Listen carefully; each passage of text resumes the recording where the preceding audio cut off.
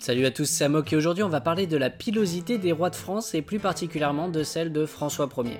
Très clairement, il y a eu un avant et un après François Ier du point de vue de la mode. La preuve avec l'image des 6 rois de France qui l'ont précédé, aucun ne porte la barbe. Par contre, après le règne de François Ier, sur les 6 rois qui lui ont succédé, 5 portaient la barbe, le seul qui ne la porte pas c'est François II qui est mort à l'âge de 16 ans. Bon là on est en droit de se demander ce qui s'est passé, pourquoi tout d'un coup tous les rois de France adoptent unanimement la barbe.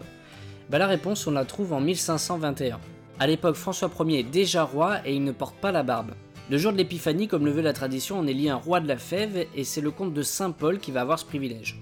Du coup François Ier va lui déclarer la guerre, alors pas une vraie guerre évidemment, c'est une bataille de boules de neige qui commence.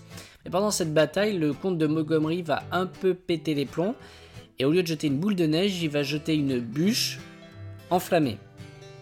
What the fuck? Qu'est-ce qui s'est passé dans son esprit pour passer d'une boule de neige froide et inoffensive à une bûche enflammée, chaude et potentiellement mortelle? Et évidemment, je vous le donne en mille, la bûche enflammée atterrit en plein dans la tronche du roi, sinon c'est pas drôle. Et du coup, François Ier se retrouve avec le crâne et le visage partiellement brûlés. Les médecins sont obligés de couper ses cheveux pour faire les bandages. Et à partir de ce jour, François Ier portera un chapeau pour cacher sa tonsure et laissera pousser sa barbe pour cacher les cicatrices qu'il a sur le visage. Et comme à l'époque il suffit que le roi fasse un truc pour que tout le monde l'imite, une mode vient d'être lancée. Et pour la petite anecdote, le comte de Montgomery a blessé avec une bûche François Ier. Et bien quelques années plus tard, le fils du comte de Montgomery va participer à un duel avec Henri II, le fils de François Ier. Et c'est durant ce fameux duel que Henri II perdra la vie.